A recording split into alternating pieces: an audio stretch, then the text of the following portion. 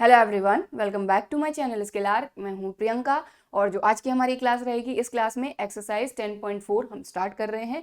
बाकी इसका इंट्रोडक्शन ज़रूर देख लीजिएगा, क्योंकि इंट्रोडक्शन नहीं देखेंगे तो एक्सरसाइज के क्वेश्चन समझ में नहीं आएंगे, क्योंकि सारे फॉर्मूले, सारे कॉन्सेप्ट, सारी चीज़ें हम पिछली क्लास में समझ चुके हैं। ठीक है, तो आज की क्लास हम स्टार्ट करते हैं। बाकी पिछले वीडियो की लिंक आपको ऊपर मिल जाएगी। चलिए, तो यहाँ पर हमने एक्सरसाइज 10.4 का लिया है क्वेश्चन नंबर 1। क्वेश्चन नंबर 1 में हमको बोला जा रहा है find magnitude of vector A cross vector B. मतलब कि ए क्रॉस बी का मैग्नीट्यूड हमको फाइंड करना है, और वेक्टर ए हमको दिया है, वेक्टर बी हमको दिया है। तो सबसे पहला काम हम क्या करेंगे, क्योंकि इसी तरह का एग्जाम्पल हमने किया था पिछली क्लास में, यानी इंट्रोडक्शन वीडियो में, तो सबसे पहले हम इसका क्रॉस प्रोडक्ट फाइंड करेंगे। तो सबसे पहले क्रॉस प्रोडक्ट फाइंड करेंगे। तो क्रॉस प्रोडक्ट फाइंड करने के लिए हमारा पहला काम क्या होता है कि हम डिटर्मिनेंट से इसको सॉल्व करते हैं। तो पहली जो रो आती है उसमें आता है आई कैप, जे कैप और के कैप। ठीक है, अब क्योंकि हम क्या फाइंड कर रहे हैं, vector A cross vector B, तो सबसे पहले आ रहा है यहाँ पर ए। ठीक है, तो ए पे गए और ए में आई, जे और के जो कॉफिशिएंट है उनको यहाँ पर लिखेंगे। तो आई का कॉफिशिएंट है 1, जे का कॉफिशिएंट है -7, के का कॉफिशिएंट है +7। ठीक है, तो ए के कॉफिशिएंट्स लिख लिए, आई मीन ए वेक्टर जो था उसमें आई जे के कॉफिशिएंट लिख लिए। अब क्रॉस बी, तो बी है आई का यहाँ पर कॉफिशिएंट 3 है, जे का -2 और के का 2, तो यहाँ लिख लेंगे 3 -2 और 2। ठीक है, तो बस इस डिटर्मिनेंट को आपको सॉल्व कर देना, आपको मिल जाएगा ए क्रॉस बी। तो यहीं कहीं सॉल्व कर लेते हैं। तो यहाँ पर देखिए आई कैप, तो जो फर्स्ट रो है उसके अलोंग हम इसको सॉल्व कर रहे हैं। तो ये कॉलम गया, ये रो गई 7 2 -14, बीच में लगता है माइनस, और 7 2 -14, तो minus minus +14 minus J cap, ये कॉलम गया, ये रो गई 2 1 2 -7 3 21 प्लस के कैप, तो ये कॉलम गया, ये रो गई 1 × -2 बीच में -7 3 21 बट माइनस का 21, तो यहाँ आ जाएगा माइनस माइनस +21। ठीक है, इसको सॉल्व कर लेंगे। तो प्लस का 14 माइनस का 14 हो गया 0, तो ये हो गया 0 आई कैप। 21 में से 2 माइनस होगा तो यहाँ बचेगा माइनस का 19। अब माइनस का 19 और ये माइनस माइनस माइनस +19 जे कैप। 21 में से 2 जाएगा तो बचेगा 19 के कैप। ठीक है, तो ये आ गया आपका ए क्रॉस बी। ठीक है, अब हमको बोला गया है इसका मैग्नीट्यूड फाइंड करना है, तो कर लेते हैं। तो एक बार यहाँ और लिख लेते हैं अपन, जो अपना ए क्रॉस बी आया है।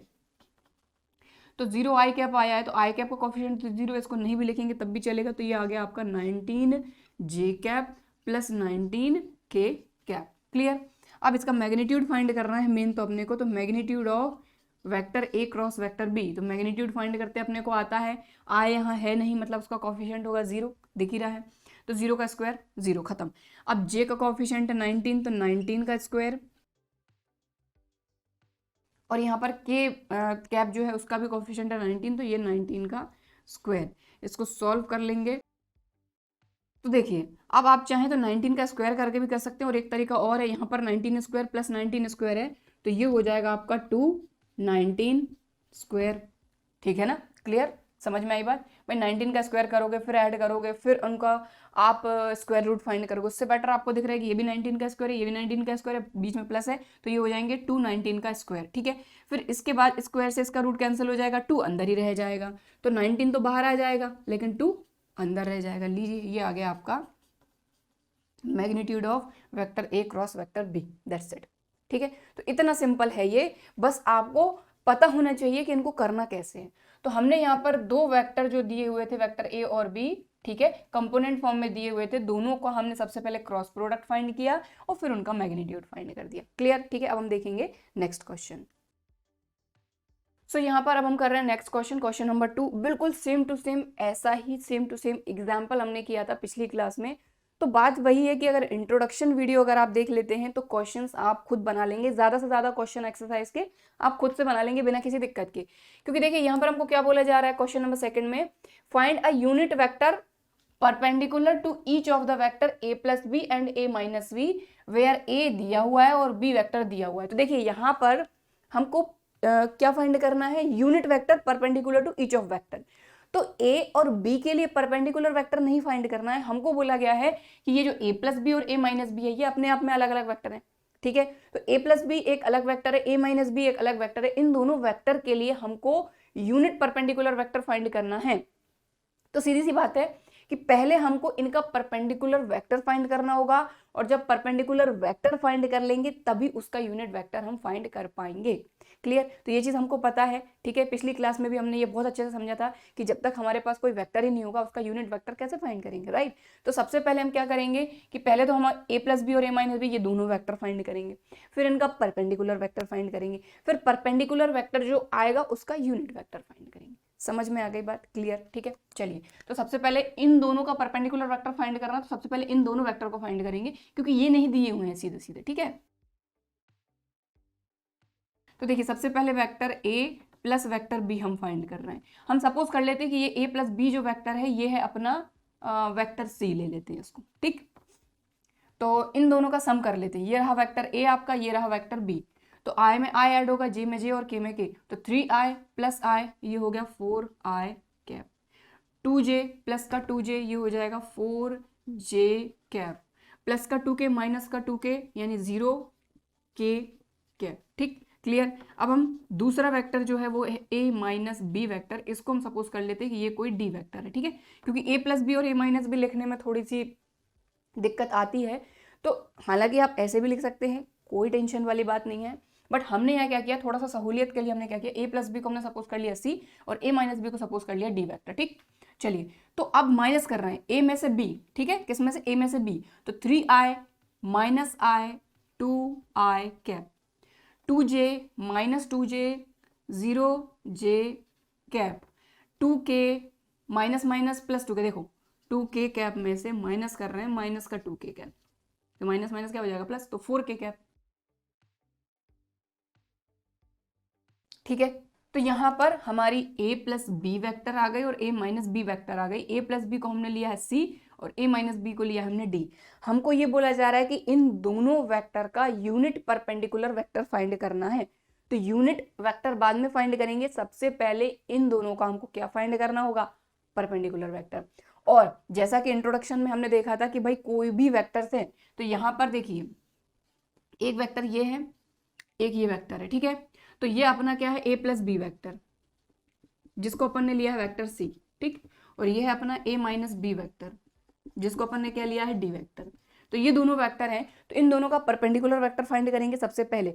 तो सीधी सी बात है, इन दोनों का परपेंडिकुलर वेक्टर, ठीक है। एक तो अपना देखो राइट हैंड थंब रूल जो है उससे अगर करते हैं, तो अगर हम सी से डी की तरफ जाते हैं तो इस तरीके से जाएंगे, इस तरीके से डी की तरफ जाएंगे तो ये डायरेक्शन आएगी एक तो, और अगर डी से सी की तरफ आते हैं तो इस तरीके से जाके इस तरीके से मुड़ेंगे तो ये डायरेक्शन अंदर की तरफ आ रही है।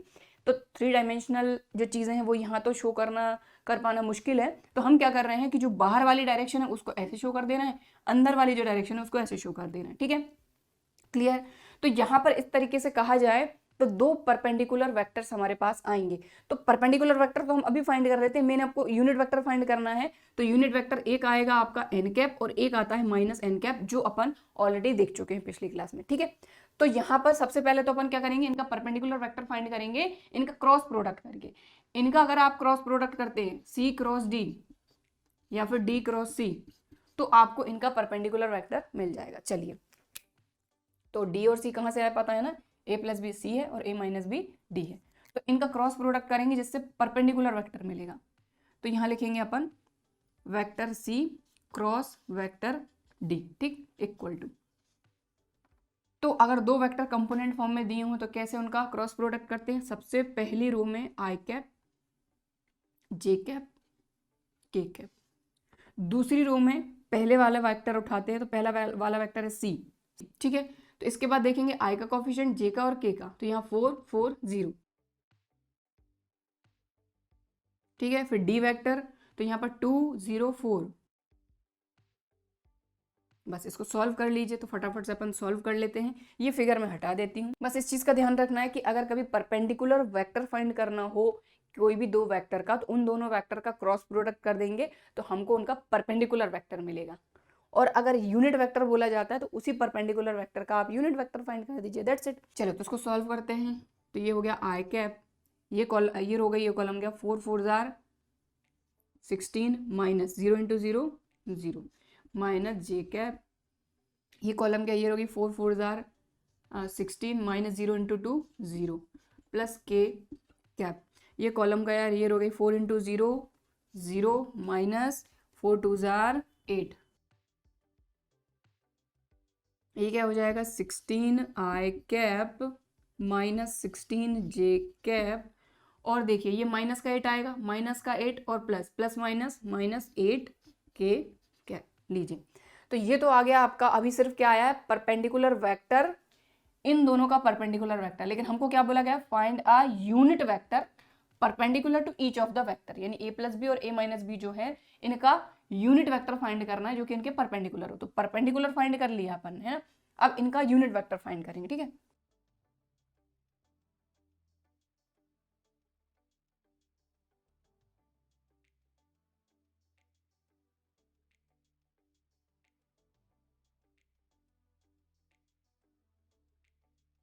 तो इन दोनों वेक्टर के परपेंडिकुलर यूनिट वेक्टर अपन फाइंड कर रहे हैं।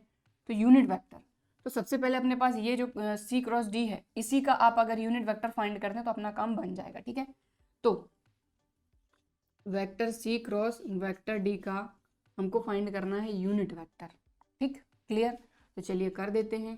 तो सबसे पहले ये वेक्टर, अपने को ये चीज़ पता है कि भाई यहाँ पर अगर कोई वेक्टर A है, अगर इसका यूनिट वेक्टर फाइंड करेंगे, यूनिट वेक्टर मतलब इस पर कैप लग जाता है, तो A का यूनिट वेक्टर फाइंड करा, ये क्या होता है वेक्टर A अपॉन A का मैग्नीट्यूड। इसी तरीके से C क्रॉस D का अगर यूनिट वेक्टर फाइंड करना है, इसका क्या मतलब हुआ कि वेक्टर C क्रॉस D आएगा यहाँ पर और अपॉन में क्या आएगा इसका मैग्नीट्यूड, ठीक। तो सबसे पहले C क्रॉस D लिखेंगे,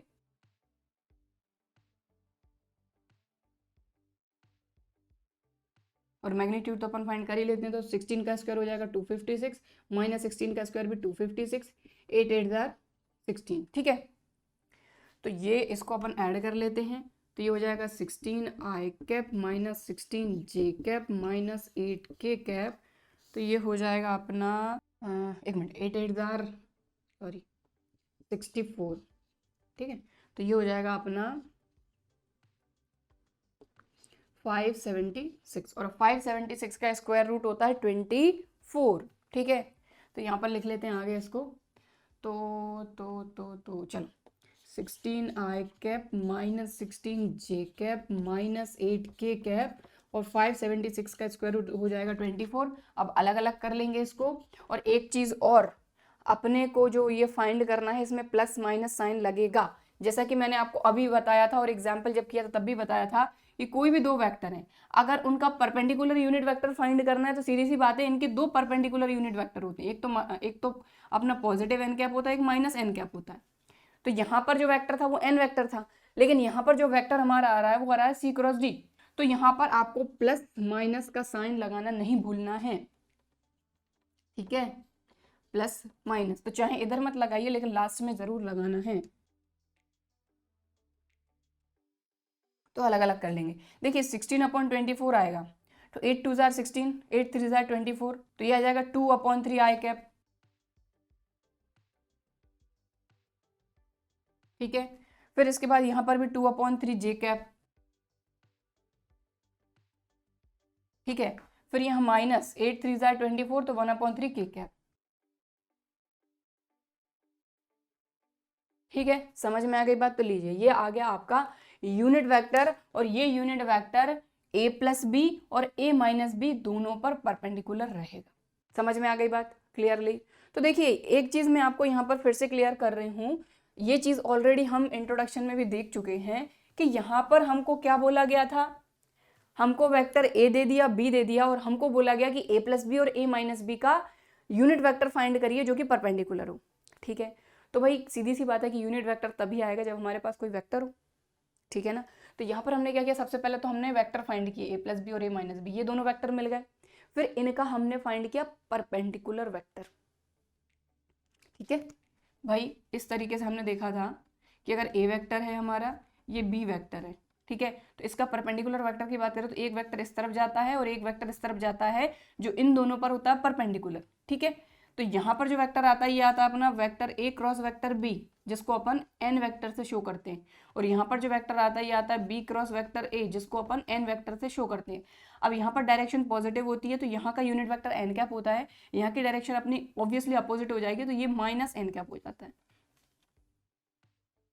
ठीक है ना। तो सेम चीज है लेकिन डायरेक्शन अपोजिट है, इसीलिए ये निगेटिव हो जाता है ये वाला डायरेक्शन।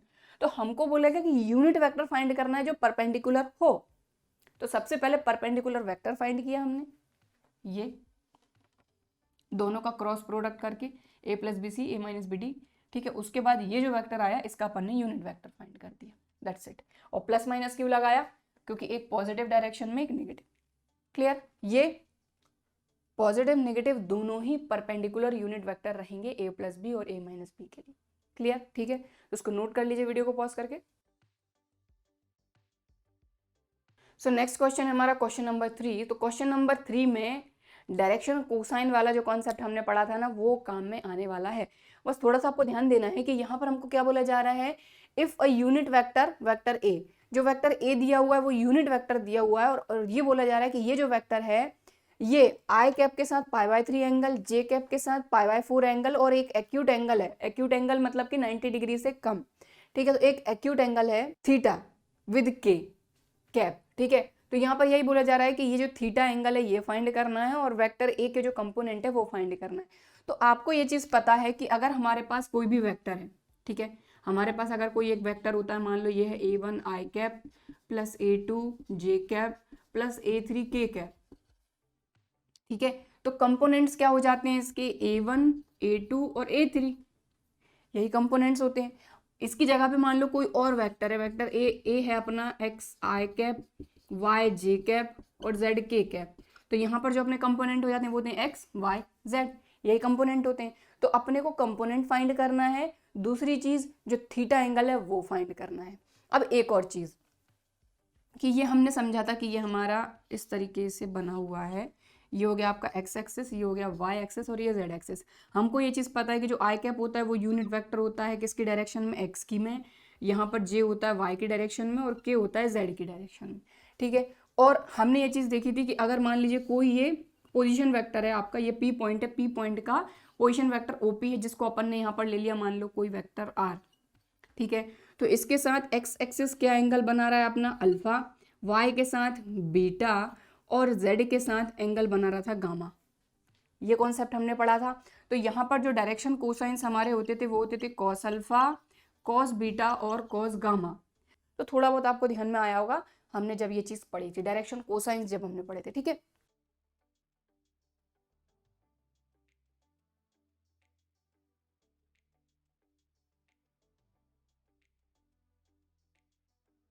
तो यहाँ पर हमको पहली लाइन बोली गई है इफ अ यूनिट वेक्टर ए, यानी कि ए जो है ये यूनिट वेक्टर है। तो हम सपोज कर लेते हैं कि ये जो यूनिट वेक्टर है, let unit vector A, unit vector को ऐसे शो करते हैं, ये क्या हो गया अपना x आई कैप y जे कैप और z के कैप, ये यूनिट वेक्टर हो गया। अब अगर यूनिट वेक्टर के कंपोनेंट बताना है तो अगर x y और z की वैल्यू हमको पता चल जाए तो हम कंपोनेंट्स बता देंगे, ठीक है। यही बोला गया है हमको कि हमको कंपोनेंट्स बताना है वेक्टर के और क्या बताना है, थीटा। तो कंपोनेंट अगर x y z की वैल्यू पता चल गई तो हम कंपोनेंट बता देंगे, ठीक है। इसको दे दीजिए आप इक्वेशन नंबर 1। तो ये क्या है अपना यूनिट वेक्टर, कैप लगाए तो let this be a unit vector, इस तरीके से लिख ही दीजिए, इसको दे दीजिए इक्वेशन नंबर 1। क्योंकि यहाँ से जब x y z की वैल्यू हम फाइंड कर लेंगे, यहाँ रखेंगे तो यही तो हमारे कंपोनेंट रहेंगे, ठीक। अभी हमने देखा। अब इसके बाद क्या बोला जा रहा है हमको कि ये जो है यूनिट वेक्टर, अब यूनिट वेक्टर इसका क्या मतलब हुआ कि इसका जो मैग्नीट्यूड रहेगा ये क्या रहेगा 1, ठीक है। तो मैग्नीट्यूड फाइंड करते अपने को आता है रूट के अंदर आई का coefficient x square y square plus z square equal to 1, ठीक। बोथ साइड स्क्वायर कर देंगे तो ये हो जाएगा x square plus y square plus z square equal to 1। ये एक और इक्वेशन मिल गई, इक्वेशन नंबर 2, ठीक है। क्लियर, समझ में आ गई बात। तो पहला अपन ने क्या किया कि इफ अ यूनिट वेक्टर ए, यहां तक अपन ने पढ़ा और ये सारी चीज़ें अपन ने लिख ली कि हमारे पास अगर कोई यूनिट वेक्टर ए है तो यूनिट वेक्टर इस तरीके से रहेगा एक्स आई कैप प्लस वाई जे कैप प्लस जेड के कैप, ठीक है। और एक्स वाई जेड हमारे कंपोनेंट रहेंगे तो इनको हम फाइंड करेंगे, ठीक है। इसके बाद क्योंकि ये यूनिट वेक्टर है मतलब इसका मैग्नीट्यूड 1 रहेगा, तो मैग्नीट्यूड हमने फाइंड कर लिया, जिससे हमको ये एक और इक्वेशन मिल गई। अब आगे क्या बोला जा रहा है ये हम देखते हैं। Vector A makes angles pi by 3 with I cap. इसका क्या मतलब हुआ कि x इक्वल टू हो जाएगा आपका cos पाई बाय 3, ठीक है भाई। आई कैप के साथ पाई बाय 3 एंगल बन रहा है, ठीक है, तो ये क्या हो जाएगा cos पाई बाय 3, और ये रहेगी आपकी x की वैल्यू क्योंकि आई कैप के साथ बन रहा है, ठीक है। तो cos पाई बाय 3 अपना क्या होता है 60, cos 60 मतलब कि 1/2, ठीक है। इसके बाद वेक्टर ए मेक्स एंगल, कितना angle pi by 4 with J cap, मतलब यहाँ से अपने को y की वैल्यू मिलेगी cos पाई बाय 4 यानी cos 45, ये हो जाएगा 1/√2। And vector A makes acute angle theta with के कैप, मतलब यहाँ से अपने को z की वैल्यू मिलेगी cos थीटा। अब थीटा तो अपने को पता नहीं है तो अपने को फाइंड ही करना है, तो अपन क्या करेंगे, यहाँ से देखो x की वैल्यू मिल गई, y की वैल्यू मिल गई, z की वैल्यू मिल गई, ये x y z की वैल्यू इक्वेशन नंबर 2 में पुट अप कर देंगे। तो जो इक्वेशन नंबर 2 है इसमें हम x y और z की वैल्यू रख देंगे। अब ऐसा कर क्यों रहे हैं, क्योंकि देखिए x की वैल्यू हमारे पास है, y की वैल्यू हमारे पास है, z की वैल्यू जो है वो cos थीटा है, बट थीटा की खुद की वैल्यू हमको फाइंड करना है। तो सिर्फ यही अकेली एक ऐसी चीज रहेगी जो हमको नहीं पता, बाकी ये भी पता है, ये भी पता, और इक्वल टू में 1 तो है ही, ठीक है। चलिए, तो यहाँ पर अपन ने x की जगह पे क्या रखना है हाफ, बट यहाँ पर स्क्वायर है तो हाफ का स्क्वायर हो जाएगा 1/4 प्लस वाई स्क्वायर, वाई की वैल्यू है 1/√2, 1/√2 का स्क्वायर 1 का स्क्वायर 1, √2 का स्क्वायर 2, तो ये हो जाएगा 1/2। और यहाँ पर है cos थीटा, तो ये हो जाएगा cos square theta equal to 1।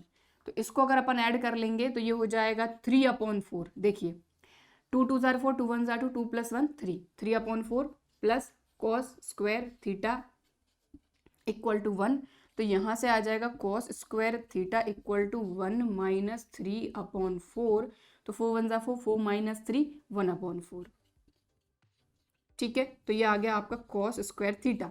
अब हमको पहली चीज यही बोली गई है कि थीटा फाइंड करना और उसके बाद कंपोनेंट फाइंड करना है। कंपोनेंट मतलब एक्स वाई और जेड की वैल्यू। देखिए हमारे पास जो यूनिट वेक्टर था वो वेक्टर ए था, तो हमने यूनिट वेक्टर क्या सपोज किया एक्स आई वाई जे जेड के, मतलब एक्स वाई जेड की वैल्यू चाहिए, यही कंपोनेंट है। तो एक्स और वाई की वैल्यू तो है, जेड की वैल्यू और फाइंड करना है, थीटा आ जाएगा तो जेड की वैल्यू आ जाएगी। तो देखिए ये आ जाएगा cos थीटा इक्वल टू √1/4, तो ये आ जाएगा +-1/2। अब क्योंकि यहाँ पर क्लियर बोला गया है कि जो थीटा है वो एक्यूट एंगल है, इसलिए पॉजिटिव साइन अकेला लेंगे हम। तो cos theta equal to half, और ये हो जाएगा थीटा इक्वल टू हाफ, कब वैल्यू देता है π/3 पर। तो पहली चीज हमको बोला गया था थीटा फाइंड करिए, थीटा फाइंड हो गया। दूसरी चीज हमको क्या बोला जा रहा है, कंपोनेंट्स बोला जा रहा है, ठीक है। तो कंपोनेंट्स बता देते, तो कंपोनेंट्स अपने क्या है एक्स वाई जेड।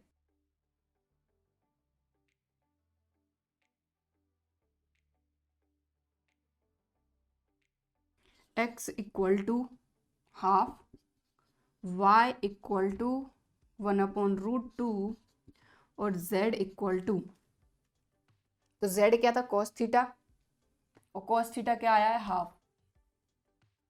लीजिए ये और ये आ गए आपके कंपोनेंट्स।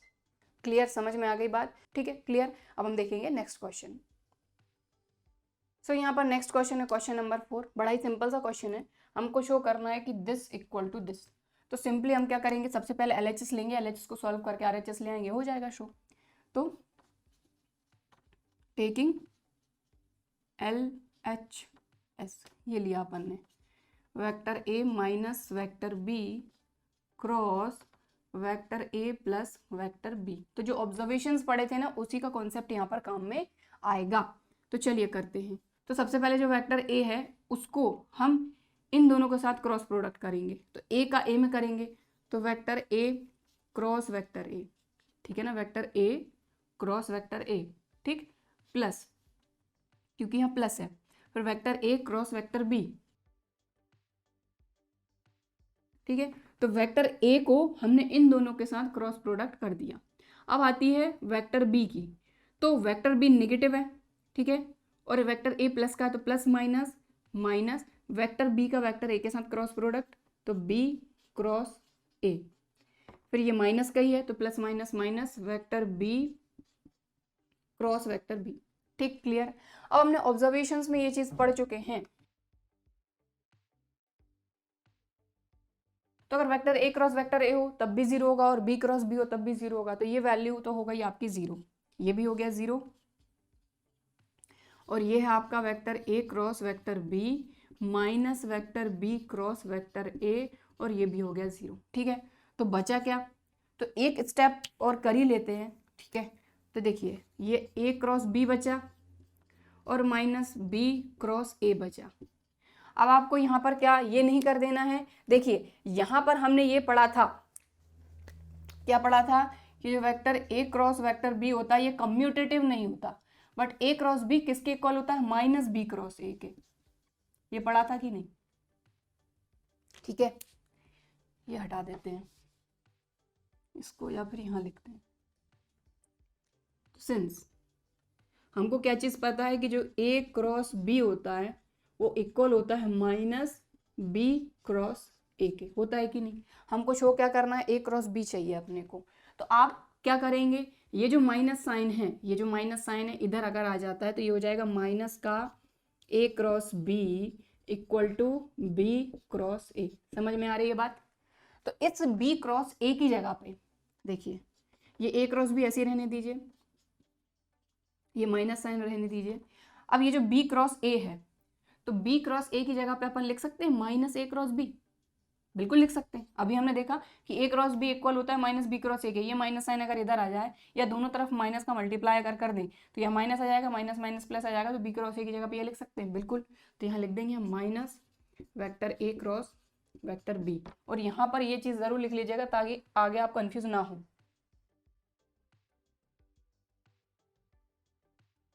तो ये आ गया आपका A cross B minus minus plus A cross B, लीजिए A cross B plus A cross B हो गया 2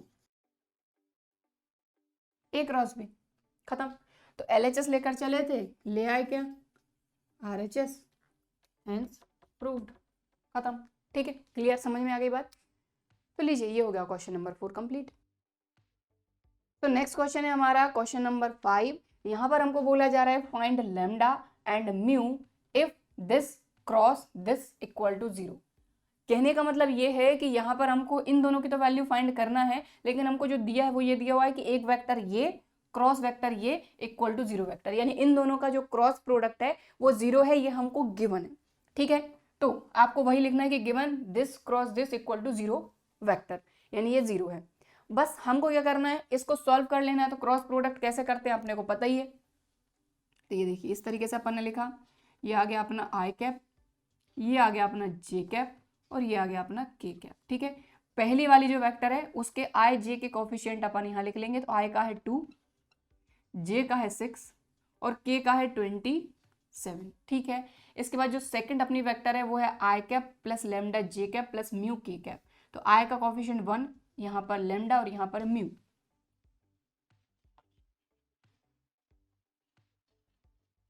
ठीक। और हमको ये बोला गया है कि इन दोनों का क्रॉस प्रोडक्ट क्या है, 0 वेक्टर, ठीक, कोई दिक्कत नहीं है। इसको सॉल्व करेंगे तो देखिए आई कैप ये रो गई, ये कॉलम गया 6 into mu, 6 mu minus 27 lambda minus J cap, ये कॉलम गया, ये रो गई 2 इंटू म्यू माइनस 27 1 जार 27 प्लस के कैप के साथ ये कॉलम गया, ये हो गई 2 lambda 6, 2 lambda minus 6, equal to zero vector. तो अब हमको ये चीज पता है कि भाई ये वेक्टर भी जीरो वेक्टर है, और जीरो वेक्टर को अगर हम लिखना चाहें तो कैसे लिख सकते हैं, जीरो आई कैप, जीरो जे कैप, जीरो के कैप।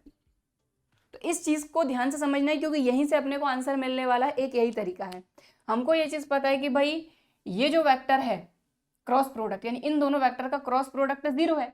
जीरो का मतलब आई का कॉफिशिएंट भी जीरो, जे का भी जीरो और के का भी जीरो, तभी तो ये जीरो वेक्टर है।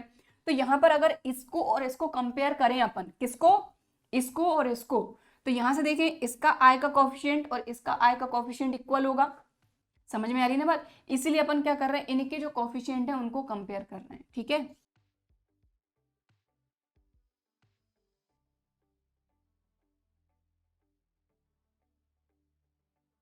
तो दोनों तरफ से आई, जे और के कॉफिशिएंट्स को हम कंपेयर कर रहे हैं। जीरो वेक्टर को इस तरीके से लिख सकते हैं कि जीरो इंटू आई जीरो, जीरो इंटू जे जीरो और जीरो इंटू के जीरो, तो zero plus zero plus zero, zero यहाँ है। ठीक है, चलिए तो आई के दोनों कॉफिशिएंट देखिए, तो वहां पर आई का कॉफिशिएंट जीरो और यहाँ पर क्या है, 6 mu minus 27 lambda equal to zero. ठीक है, फिर जे का कॉफिशिएंट जो है यहाँ पर क्या है, 2 mu minus 27 equal to zero. फिर के का जो कॉफिशिएंट है वो है 2 lambda minus 6 equal to zero. अब आप देख लीजिए आपको कहाँ से म्यू की वैल्यू मिल रही है, कहाँ से लेमडा की वैल्यू मिल रही है, बस। तो आप देखें यहाँ पर म्यू भी है, लेमडा भी है। इससे बेटर यहाँ से म्यू की डायरेक्ट वैल्यू मिल जाएगी और यहाँ से लेमडा की। ठीक है, तो इसको दे दीजिए इक्वेशन नंबर 1, इसको दे दीजिए 2 और इसको दे दीजिए 3। तो सेकंड से आपको म्यू की वैल्यू मिल जाएगी फ्रॉम सेकंड। तो ये हो जाएगा आपका 2 mu minus 27 equal to zero. तो माइनस 27 उस तरफ गया तो प्लस का 27, और म्यू के मल्टीप्लाई में है 2, तो ये आ जाएगा आपका डिवाइड में। ठीक, अब आते हैं इक्वेशन नंबर 3 पे। फ्रॉम थर्ड में क्या है, 2 lambda minus 6 equal to zero. हमको ये चीज़ पता है माइनस 6 उस तरफ जाएगा प्लस का 6, और लेमडा के मल्टीप्लाई में 2 है तो ये आ जाएगा डिवाइड में, यानी कि लेमडा की वैल्यू आ गई 3। तो बस इतना ही करना था। समझ में आ रही ना बात? तो हमको लेमडा म्यू फाइंड करना था। बोला क्या गया था कि ये वेक्टर और ये वेक्टर का क्रॉस प्रोडक्ट जीरो है, ये हमको दिया था, और ये जीरो दिया था ना, इसी से अपना पूरा काम बना है। क्योंकि सीधी सी बात है, जब इनका क्रॉस प्रोडक्ट जीरो है मतलब आई का जो कॉफिशिएंट रहेगा बोथ साइड वो इक्वल होगा, जे का जो कॉफिशिएंट रहेगा वो इक्वल होगा, और के का जो कॉफिशिएंट रहेगा वो भी इक्वल होगा। ठीक है, इस तरीके से 3 इक्वेशन मिल गई लेमडा और म्यू में। हमने देखा ये सिर्फ म्यू की है, ये सिर्फ लेमडा की है, दोनों को हमने सॉल्व कर लिया, और यहाँ से देखिए ये म्यू की वैल्यू मिल गई और ये लेमडा की मिल गई। That's it. ठीक, क्लियर। और अगर वेरीफाई भी करना है तो आप वेरीफाई कर सकते हैं, चाहे तो यहाँ पर लेमडा और म्यू की वैल्यू रख के क्रॉस प्रोडक्ट करेंगे तो आपको जीरो ही मिलेगा। ओके, ठीक है, तो ये हो गया आपका क्वेश्चन नंबर 5 कंप्लीट। तो नेक्स्ट क्वेश्चन है हमारा क्वेश्चन नंबर 6। तो इस तरह का एक क्वेश्चन हमने पिछली एक्सरसाइज में भी किया था डॉट प्रोडक्ट में। तो यहाँ पर हमको सारी चीज़ें पता होनी चाहिए ए डॉट बी के बारे में और ए क्रॉस बी के बारे में, कि वो किस कंडीशन में जीरो होते हैं, उसी से हम सारा आंसर कंक्लूड कर पाएंगे। तो यहाँ पर हमको यही बोला गया है कि ए डॉट बी जीरो और ए क्रॉस बी जीरो है। तो ये हमसे ये बोलना चाह रहे हैं कि आप क्या कंक्लूड करेंगे वेक्टर ए और वेक्टर बी के बारे में। तो what can you conclude about the vectors A and B. तो देखिए दोनों की हम कंडीशन लिख लेते हैं, तो उसी से हमको पता चल जाएगा कि भाई हम क्या कंक्लूड कर सकते हैं ए और बी के बारे में। ठीक है, तो इन्होंने जो दिया है कि ए डॉट बी जीरो है, अगर ए डॉट बी जीरो है तो उसकी कंडीशंस क्या क्या होती हैं, ए क्रॉस बी जीरो होने की कंडीशंस क्या क्या होती हैं वो हम देखते हैं। देखिए तो सबसे पहले ए डॉट बी के बारे में अपन लिखते हैं। तो vector A dot vector B equal to क्या होता है, ए का मैग्नीट्यूड, बी का मैग्नीट्यूड और कॉस थीटा। तो इसके जीरो होने की क्या क्या कंडीशन हो सकती हैं, या तो ए जीरो हो जाए, या बी जीरो हो जाए, या कॉस थीटा जीरो हो जाए। और कॉस थीटा जीरो कब होता है, जब थीटा होता है 90 डिग्री। देखिए हमने ये चीज पढ़ चुके हैं कि ये वेक्टर ए है अपना और ये वेक्टर बी है, और यहाँ पर बन रहा है 90 डिग्री का एंगल। तो कॉस 90 अपना क्या होता है, जीरो होता है ना, मतलब थीटा 90, और थीटा 90 मतलब दोनों परपेंडिकुलर। समझ में आ रही बात, ये वेक्टर बी है। तो ये अपन डॉट प्रोडक्ट की वाली जो कंडीशन है वो देख रहे हैं। ठीक है, तो इसमें कंडीशन क्या हो सकती है, वेक्टर A0 और वेक्टर B0। पहली कंडीशन तो ये होती है कि ये दोनों जीरो रहे, या तो ये रहे तो पूरा जीरो, ये रहे तो पूरा जीरो, या फिर और थीटा इक्वल टू 90 डिग्री, क्योंकि थीटा 90 रहेगा तभी कॉस 90 हो जाएगा जीरो।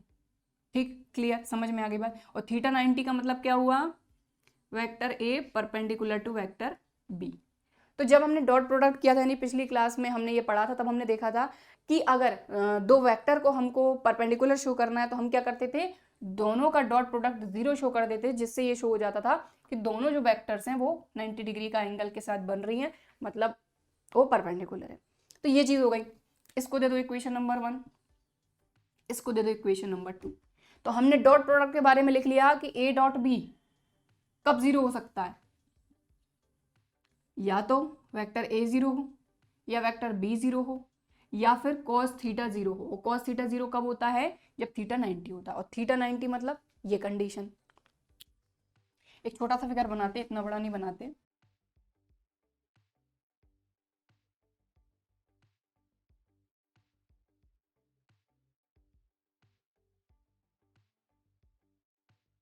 नाइनटी या पाई बाय 2, ठीक है। तो ये पहली वाली ए डॉट बी की पूरी कंडीशन हो गई। अब दूसरे पे आते हैं अपन, ए क्रॉस बी पे। Now vector A cross B ये जीरो कब होता है, किस कंडीशन में, या तो वेक्टर ए जीरो रहे और वेक्टर बी जीरो रहे। ठीक है, ए जीरो अगर हुआ, क्योंकि इसका फॉर्मूला अपना क्या होता है, वेक्टर ए का मैग्नीट्यूड, वेक्टर बी का मैग्नीट्यूड, साइन थीटा और एन कैप। अब ये जो एन कैप होता है, ये क्या होता है अपना, इसका परपेंडिकुलर यूनिट वेक्टर। ठीक है, तो अब इसके अगर मैग्नीट्यूड की बात करें तो ये तो खुद ही बन होता है, तो इससे तो कोई टेंशन नहीं है। बात आती है ए की, बी की और साइन थीटा की। तो ए अगर जीरो हुआ तो पूरा जीरो, या फिर बी जीरो हुआ तो पूरा जीरो। ठीक है, लेकिन अगर ए भी जीरो नहीं है, बी भी जीरो नहीं है, तो डिपेंड किस पे करेगा, साइन थीटा पे। कहने का मतलब क्या हुआ, अब यहां पर अपन बनाते हैं कि अगर देखिए साइन थीटा जीरो कब होता है, साइन थीटा जीरो होता है या तो 0 डिग्री पे या फिर पाई पे। ठीक है, अब 0 डिग्री और पाई की कंडीशन होती है अपनी पैरेलल और कोलिनियर की। ठीक है, अब दूसरी कंडीशन आती है कि या फिर जो थीटा रहेगा वो 0 डिग्री या पाई रहे। ठीक है, क्लियर। 0 डिग्री पाई का मतलब क्या हुआ कि जो हमारे ए और बी हैं ये या तो पैरेलल रहेंगे या क्या रहेंगे, कोलिनियर। तो vector A and vector B are parallel और कोलिनियर। ठीक, समझ में आ गई बात। तो इसको दे दीजिए इक्वेशन नंबर 3 और इसको दे दीजिए इक्वेशन नंबर 4। अब ये जो वेक्टर ए और बी हैं, ये यहाँ पर भी वही वेक्टर हैं और यहाँ पर भी वही वेक्टर हैं। तो अब आप एक चीज बताइए कि पहली चीज तो ये कि ये जो थीटा है ये एक साथ 90 और 0 डिग्री हो सकता है क्या भाई। अगर दो वेक्टर हैं या तो वो परपेंडिकुलर हो सकते हैं या फिर उनके बीच में 0 डिग्री का एंगल हो सकता है, दोनों चीजें एक साथ नहीं हो सकती। तो कहने का मतलब ये हुआ कि इक्वेशन नंबर सेकंड और थर्ड से हमको, थर्ड से नहीं, सेकंड से और फोर्थ से हमको ये पता चला कि ये कंडीशन तो नहीं हो सकती। क्यों, क्योंकि एक साथ दो वेक्टर के बीच में एंगल या तो दोनों परपेंडिकुलर नहीं हो सकते, मतलब कोई एक कंडीशन हो सकती है, या तो दोनों परपेंडिकुलर हो सकते हैं या फिर दोनों के बीच में जो एंगल है वो 0 या पाई हो सकता है। मतलब ये वाली कंडीशन जो है ये तो पॉसिबल ही नहीं है, इम्पॉसिबल है।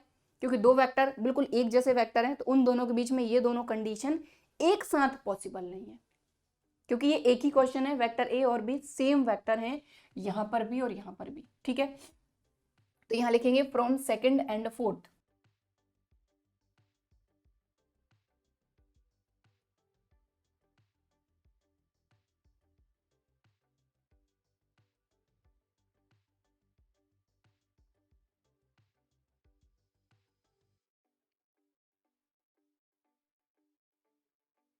बात समझ में आई। इक्वेशन सेकंड से और फोर्थ से हमको ये पता चला कि ये इम्पॉसिबल है कि दोनों वेक्टर परपेंडिकुलर भी हो जाएं और पैरेलल और कोलिनियर भी हो जाएं, ऐसा तो पॉसिबल नहीं है। तो ये केस तो नहीं है, दोनों के बारे में हम ये चीज तो नहीं बोल सकते। अब बात आती है अपनी, आप देखेंगे equation number first and third को। तो ये दोनों चीजें सेम आ रही हैं कि या तो वेक्टर ए और बी जीरो होगा, उसी कंडीशन में आपका डॉट प्रोडक्ट और क्रॉस प्रोडक्ट दोनों एक साथ जीरो हो सकते हैं। तो अगर हमारे पास कोई दो वेक्टर हैं, अगर उनका डॉट प्रोडक्ट और क्रॉस प्रोडक्ट दोनों उसी कंडीशन में जीरो हो सकता है जब या तो ए जीरो हो या तो बी जीरो हो। तो आई होप आप बात समझ पाए होंगे कि यहां पर हमको यही बोला जा रहा था कि दो वेक्टर है हमारे पास, उन दोनों का डॉट प्रोडक्ट भी जीरो है, क्रॉस प्रोडक्ट भी जीरो है, तो किस कंडीशन में ऐसा हो सकता है। तो कंडीशन ये है कि या तो ए जीरो रहे या तो बी जीरो रहे, क्योंकि ये चीज थीटा पर डिपेंड नहीं हो सकती, क्योंकि डॉट प्रोडक्ट में थीटा 90 होगा तभी जीरो होगा, और क्रॉस प्रोडक्ट में थीटा जो है 0 या पाई होगा तभी जीरो होगा। तो थीटा पर तो ये चीज डिपेंड नहीं कर रही थी, डिपेंड कर रही थी ए और बी पर। तो फ्रॉम फर्स्ट एंड थर्ड, तो यहाँ पर देखिए अलग अलग थोड़े साइन लगाए मैंने, स्टार वाला जो साइन है ना, ये मेन अपना आंसर है। ठीक है, तो यहाँ लिख देंगे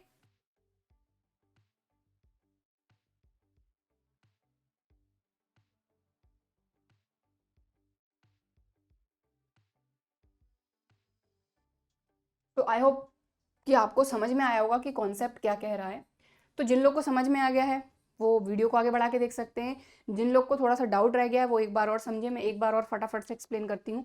यहाँ पर हमको दो वेक्टर दिए गए थे, वेक्टर ए और बी, और हमको बोला गया था कि वेक्टर का डॉट प्रोडक्ट भी जीरो है, क्रॉस प्रोडक्ट भी जीरो है, तो क्या कंडीशन हो सकती है, यानी दूसरे शब्दों में अपन देखें तो। ठीक है, तो हमने देखा कि भाई डॉट प्रोडक्ट जीरो कब हो सकता है, या तो ए जीरो रहे, बी जीरो रहे, और तीसरी कंडीशन होती है कॉस थीटा जीरो रहे। अब कॉस थीटा जीरो कब होता है, थीटा 90 होता है तब। लिख लिया हमने कंडीशन। क्रॉस प्रोडक्ट की बात करें तो क्रॉस प्रोडक्ट जीरो कब होता है, या तो ए जीरो रहे, बी जीरो रहे, या फिर थीटा साइन थीटा जीरो रहे। साइन थीटा जीरो कब होता है, जब थीटा जीरो या पाई होता है। ठीक है, तो हमने ये देखा कि दो वेक्टर का डॉट प्रोडक्ट और क्रॉस प्रोडक्ट दोनों जीरो उसी कंडीशन में हो सकते हैं जब या तो ए जीरो रहे या बी जीरो रहे। ए जीरो हुआ तो डॉट प्रोडक्ट भी जीरो होगा, क्रॉस प्रोडक्ट भी जीरो होगा। बी जीरो रहा तो डॉट प्रोडक्ट क्रॉस प्रोडक्ट दोनों जीरो रहेंगे। लेकिन अगर थीटा 90 रहा तो सिर्फ डॉट प्रोडक्ट जीरो होगा, क्रॉस नहीं होगा। ठीक है, और अगर थीटा जीरो या पाई रहा तो क्रॉस जीरो होगा लेकिन डॉट प्रोडक्ट जीरो नहीं होगा। बस, तो ये हमारा मेन आंसर है कि इधर ए जीरो और बी जीरो, थीटा पर ये चीजें डिपेंड नहीं करेंगी, क्योंकि एक साथ दोनों वेक्टर का परपेंडिकुलर होना और कोलिनियर होना या पैरेलल होना पॉसिबल नहीं है। ठीक है, तो ये हो गया आपका क्वेश्चन नंबर 6 कंप्लीट। इसको नोट करना चाहते हैं तो वीडियो को पॉज करके आप नोट कर सकते हैं। बाकी आज की क्लास में हम बस इतना ही करेंगे। आज की क्लास में हमारे 6 क्वेश्चन कंप्लीट हो गए हैं, और आई होप कि ये 6 क्वेश्चन आपको अच्छी तरीके से समझ में आए होंगे, वीडियो भी पसंद आया होगा। वीडियो पसंद आया है तो लाइक ज़रूर करिए, और अगर अभी तक चैनल को सब्सक्राइब नहीं किया है तो इसी तरह के और वीडियोज़ के लिए चैनल को सब्सक्राइब ज़रूर करिए। चलिए फिर मिलते हैं अगले वीडियो में, तब तक के लिए बाय एंड थैंक यू।